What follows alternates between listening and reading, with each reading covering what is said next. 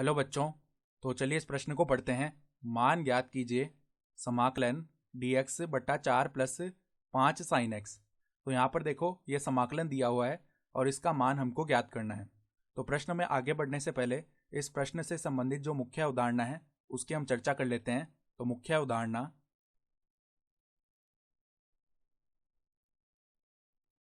अवधारणा क्या हो जाएगी?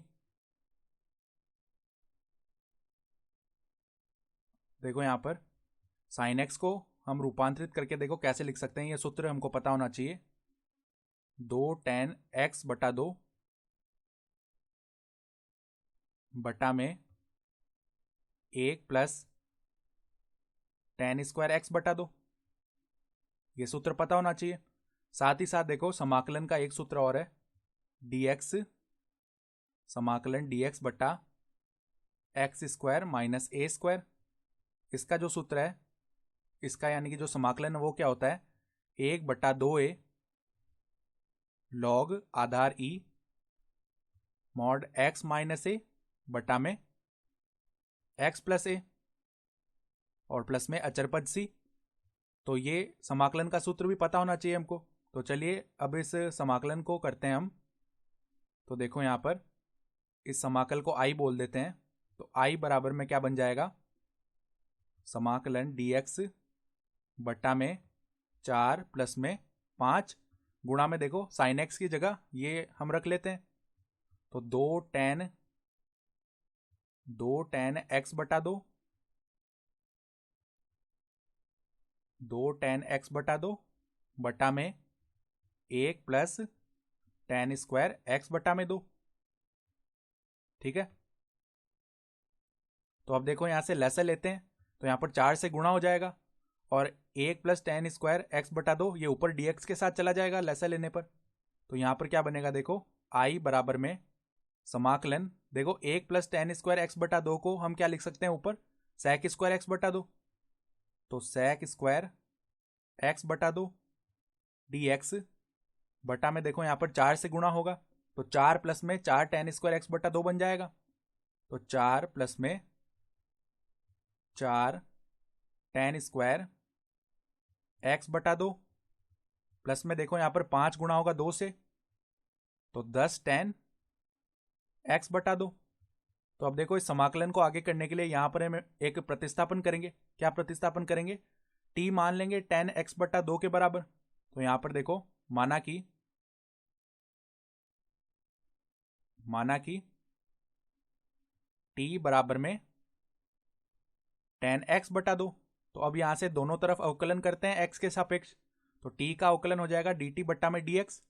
और यहां पर देखो पहले tan का अवकलन किया तो sec² बना, sec² x/2।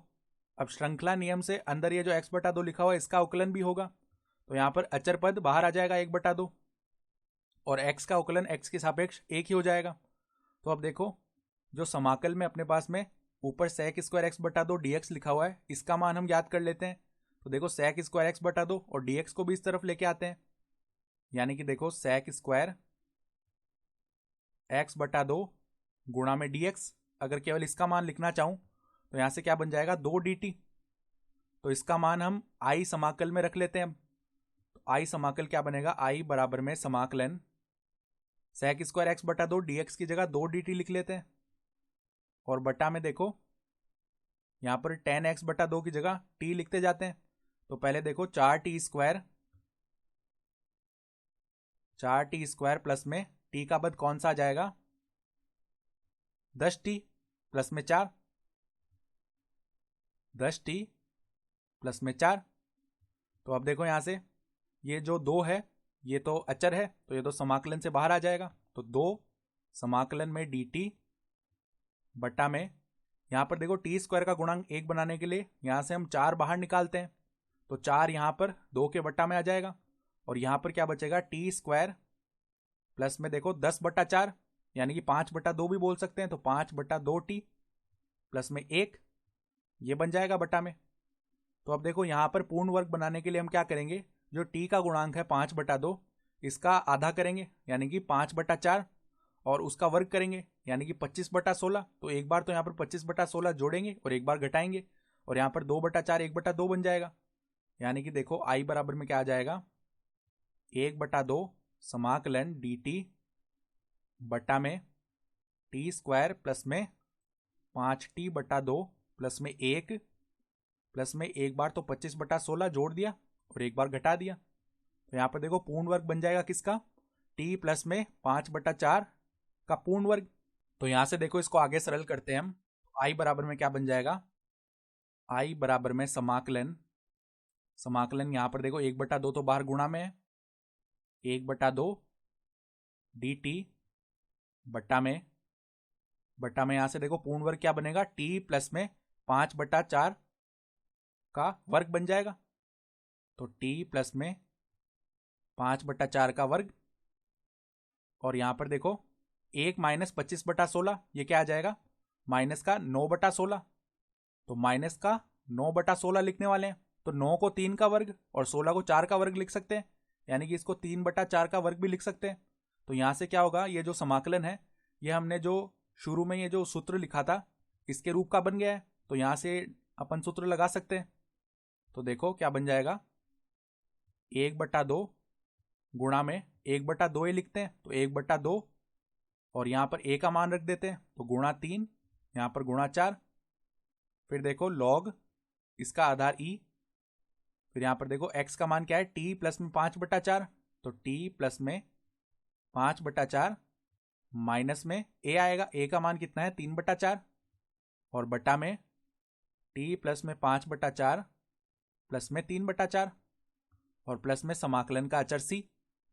तो यहां पर देखो 2 से जो है 4 2 बार हो जाएगा एंड 2 से 2 1 बन जाएगा, यानी यहां पर केवल 1/3 ही बच जाएगा। ठीक है, भाग करने पर फिर देखो log इसका आधार e, यहां पर 4 लैसा लेके अंश और हर में से भाग हो जाएगा। तो यहां पर क्या बनेगा, यहां पर देखो ये 4t से गुणा होगा, तो 4t प्लस में यहां से 2 बच जाएगा, और यहां पर 4t प्लस में 5 + 3 कितना हो जाएगा 8, और प्लस में c। तो यहां पर अंश और हर में से हम 2 उभयनिष्ठ ले सकते हैं। तो यहां पर क्या बनेगा, 1/3 log इसका आधार e, 2 उभयनिष्ठ लेने पर क्या होगा, यहां पर ऊपर तो बन जाएगा 2t प्लस में 1, और यहां पर 2t प्लस में 4 बच जाएगा। ठीक है, और यहां पर t का मान भी रख देते हैं। t हमने क्या माना था, 10x/2 को, तो 2 10x/2 प्लस में 1 बट्टा में 2 10x/2 प्लस में 4 और प्लस में समाकलन का अचर c। तो प्रश्न में जो हमारे पास में समाकलन का मान ज्ञात करने के लिए दिया हुआ था उसका उत्तर क्या आएगा, 1/3 log आधार e मॉड 2 10x/2 प्लस 1 बट्टा में 2 10x/2 प्लस 4 और प्लस में समाकलन का अचर c। तो यही इस सवाल का उत्तर भी हो जाएगा। तो आशा करता हूं कि आपको यह सवाल समझ में आया होगा। धन्यवाद।